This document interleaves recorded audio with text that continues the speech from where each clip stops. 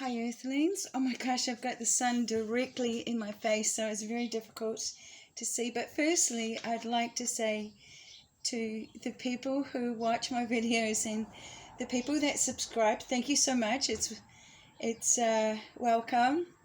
Welcome to Restoring Paradise Developments, and thank you so much.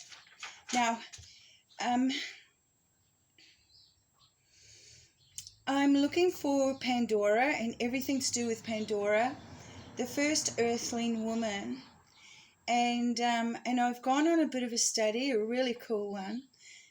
So Pandora, her daughter who survived the flood in the beginning of the Bronze Age, was when everything sort of was like a reset. We had a worldwide flood and then the Bronze Age began.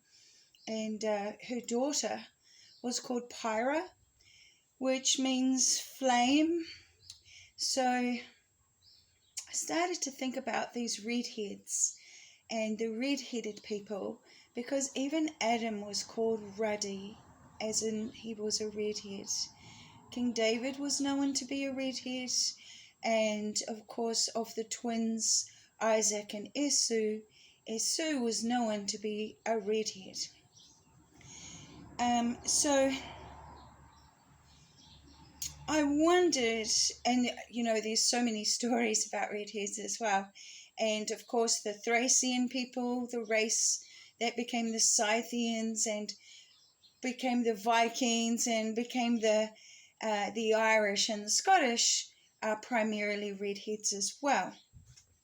So I looked at two things. So first of all, I wanted to find out about this pithos, which is a very large container. It was given to Pandora, and apparently it contained the evils of the world, which was unleashed when she lifted the lid, or did she?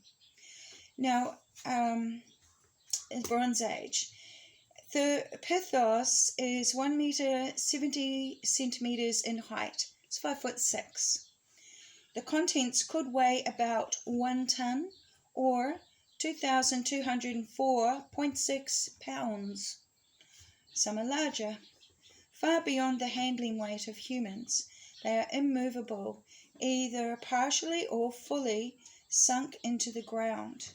Pithos is used for burial and is not to be confused with pithoi, which were transportable containers with multiple lugs, loops, and handles for lifting purposes, storing wine, oil, or grain. Pithos was exclusively a container for a human body to be buried in.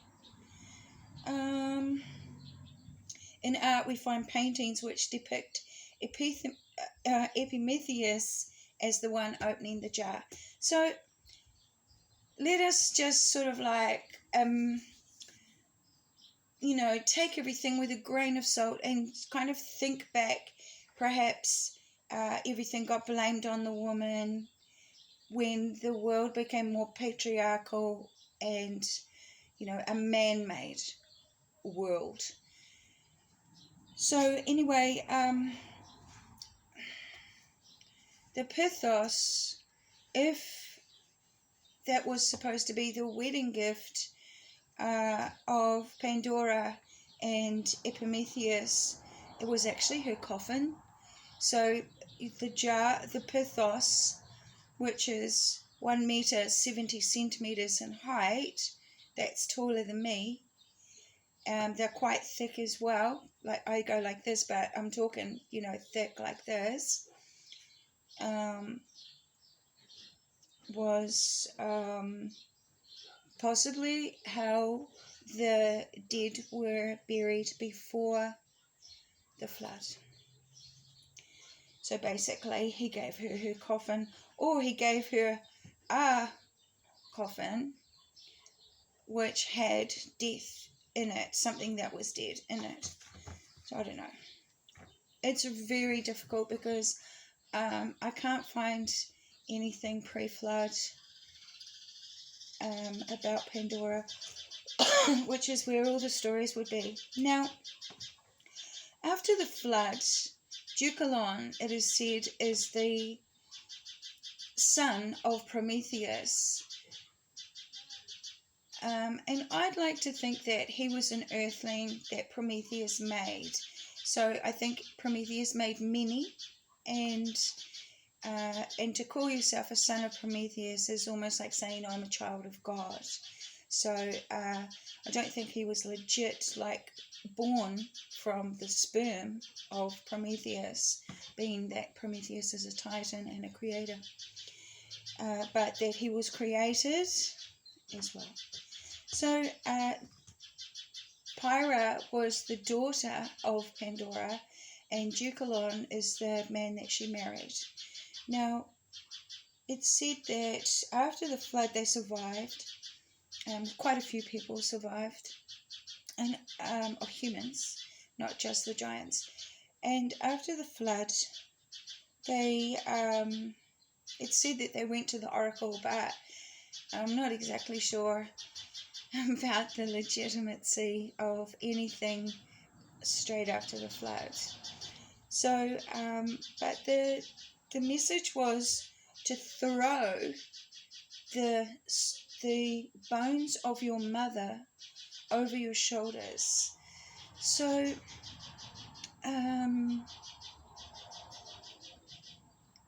they pondered on it for a while, and then they realized that the earth is our mother, and it must mean to throw the earth over their shoulders.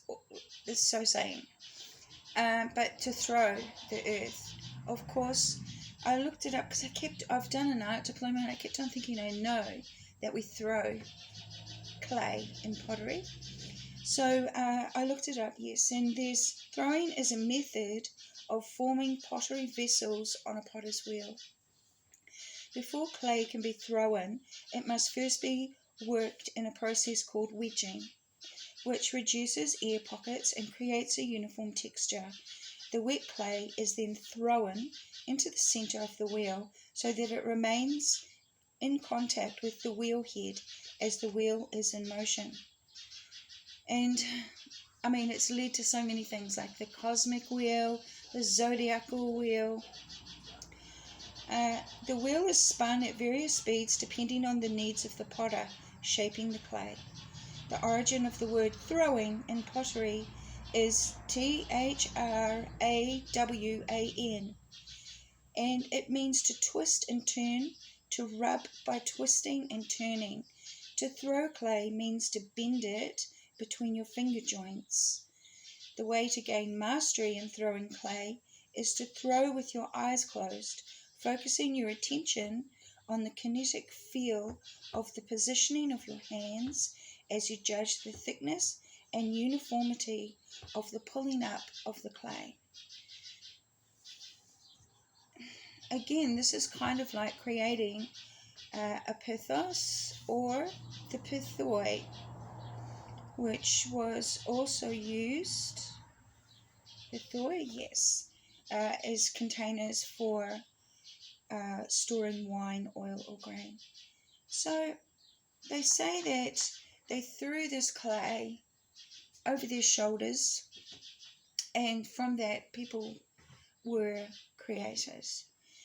And I've got a funny feeling that there's more to this, and it's about the recreation of creation.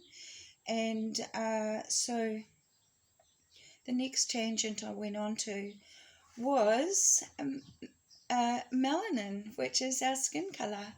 So our skin color, melanin, is made by melanocytes. So the deepest layer of our skin, the epidermis, our nipples, our eye color, our lip color, our sexual organs, and our hair is made by, or is colored by, the melanin in our DNA. Now, I'm talking about two types. So we have EU melanin and PHEO melanin. So pheomelanin is responsible for red-haired peoples and makes the pink hues. The pink hues of the nipples, the sexual organs, the lips, and the red hair. Now, the red hair has an equal amount of pheomelanin and eumelanin. Eumelanin makes the dark colours black and brown, and these vary in mixes. Blonde hair comes from having a small amount of brown eumelanin, but no black. Everyone has the same number of melanocytes in our DNA, but some melanocytes make more melanin and some make less. The more melanin made, the darker the pigment is, which is again the deepest layer of our skin, the nipples, the eye color, the lip color, and our genitals, the sexual organs, and our hair. Now, interestingly, albinism is rare, and it results from barely any melanin at all being created by the melanocytes in our DNA. So they have white hair and very light skin, and their eyes, they can't handle the sun at all. Okay, so vitiligo is the depigmentation of sections of skin. The cause is unknown. Patches are initially small but are most prominent on the face, the hands, especially around the mouth and eyes, nostrils, genitalia, belly button area. And that is vitiligo is the people who are more heavily melanated have patches that come out as if they are white skinned. Another thing I want to mention is even if you're really Negro, the inside of your palms and the soles of your feet are not the same color as the exterior of your skin, even if we put them in the sun all day. So these are just some things that is just running through my mind at the moment. With the vitiligo, I said please look up photos of Winnie Harlow. She's a model and she has vitiligo and it's absolutely stunning. There's more they do. Okay, so today I was like, what about clay? Does clay have any sort of thing like, melanocytes in it? Because after the flood, a heck of a lot of clay was created, deposited. And I found this extremely interesting. So there is only one place on earth where black clay comes from, and it is San Bartolo Coyotepec in Oaxaca, Oaxaca,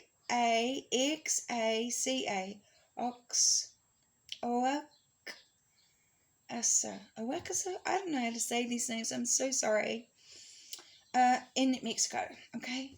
So they call it Barro Negro. And then in San Marcos, Tepezela,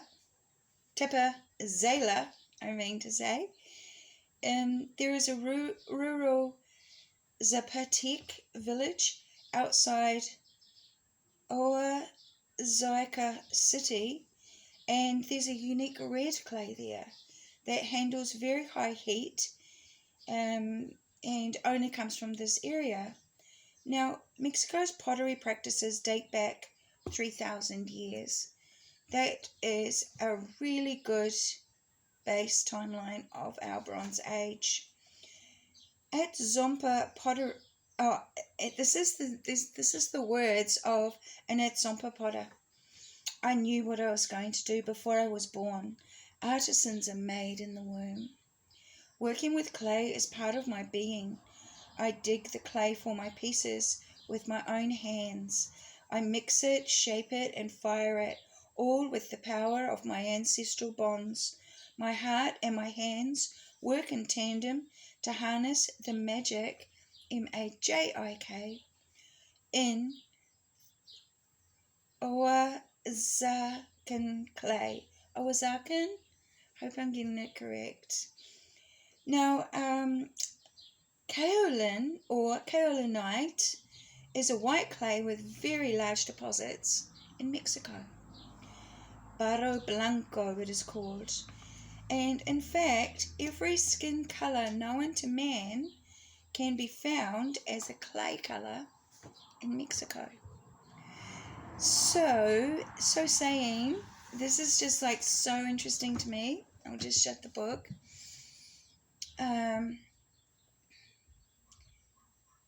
The area of South America being extremely ancient, we're still finding things that are basically ruins and stuff, and honestly some of them could be pre-flood. And we have like this similarity going on between these old gods, like say the beak one with the wings has a comparison to a god in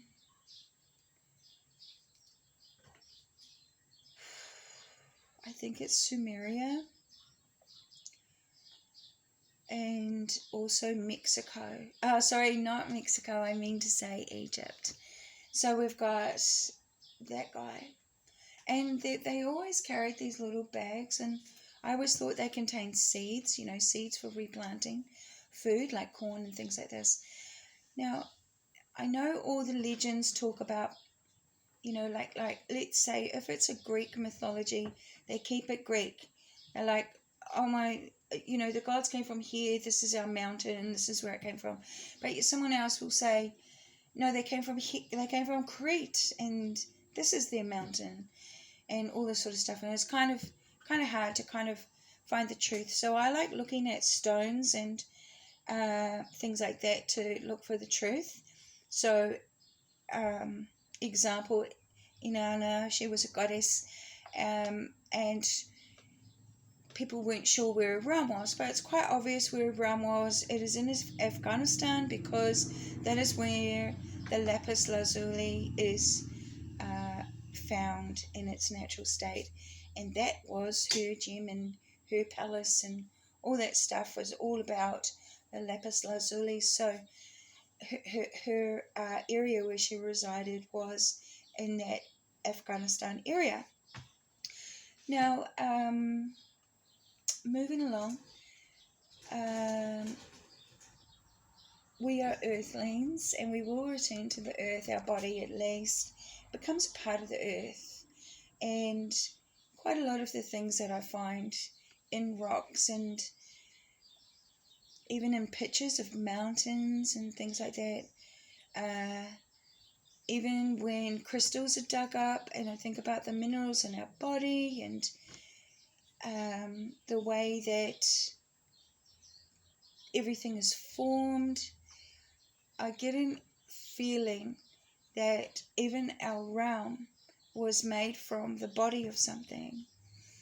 And that brought me back to Tiamat, which they say Tiamat, this dragon, she was a female dragon, she was killed, and perhaps our realm is made from her bones.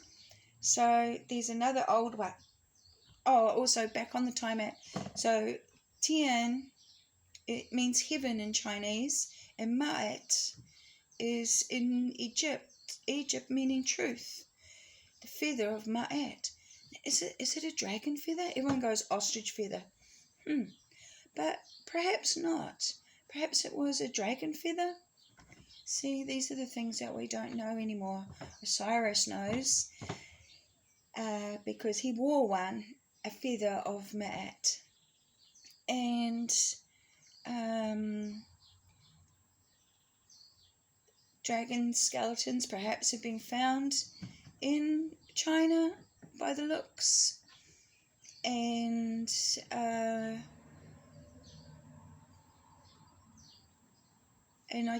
I always get the feeling that a lot of dinosaurs are actually more dragons than dinosaurs. I don't think they were bad. So if you look at a skeleton of some creatures, they seem to have very sharp teeth or something like that. But they were herbivores. They didn't eat meat. So I haven't come to a full conclusion yet. I'm just still formulating everything. But I feel Tiamat could be relevant to talking about a heavenly dragon, and something about the truth, the dragon of truth. And I know I'm going to find out because I'm never given any information that I don't receive the answer to. So there's just all these, there's just a lot kind of like all mixing around inside me at the moment. And I wanted to update everyone because when the new moon occurs for the year of the wood dragon, Pandora is at the node of destiny. She is the earthling mother of all, or she is there is a second Pandora who was born after the flood, and that is Pyra's sister, and they always say that she's the granddaughter. Again, I cannot find things about her. It's just so limited, and they say that she had a child to Zeus, which I don't think so. I'm pretty sure she would have stayed away from that guy. So I mean, look what Prometheus had to endure from Zeus. So I'm pretty sure that Pandora, the granddaughter, or Pandora, the mother of all, they wouldn't have had anything to do with Zeus. Let's put it that way. Yes, and our destiny is wrapped up in this conjunction of Pandora at the door opening of the North Node, the house of Aries, I am. It's very important that we acknowledge our earthling status, nature, being, and do a little bit more work with the earth, or working with the earth. Even paint, like the pigments in paint, they come from different minerals of the earth. It could be gardening, could be planting trees, could be digging yourself an earth home. I'd love to do that.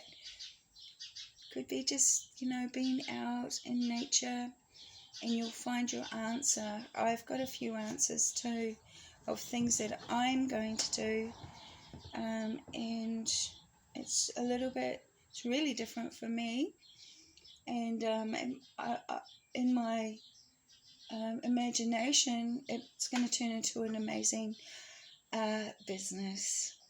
So that's my little sort of inspiration, and I'd like it to be, I'd like it to bloom and blossom. It is so hot. It is summertime in my country, so it's like nearly 8 o'clock in the evening, but it is extremely warm. Now, that is about all I have. So that's my update. My update is how we belong here. Please don't think that you don't belong here. You are a part of this earth. Your body will never leave this earth. Your spirit will always be in the winds of this earth. It doesn't go anywhere else. Your soul, pending, will be in the blue sky of day when you die, when this mortal body dies. And that's just right above us. We don't go anywhere else, okay? Even if our inner star child becomes a star in the heavens, it is still right above us. It's not far, far away like people say. It's millions of miles, light years away. It's right here, close. Okay? Now, like I said before, thank you so much for listening to my videos, and thank you so much. I really appreciate it that people have subscribed and things like this and prepared to listen to something very different. And I just appreciate you for taking the time. Okay, take care, everyone. Bye.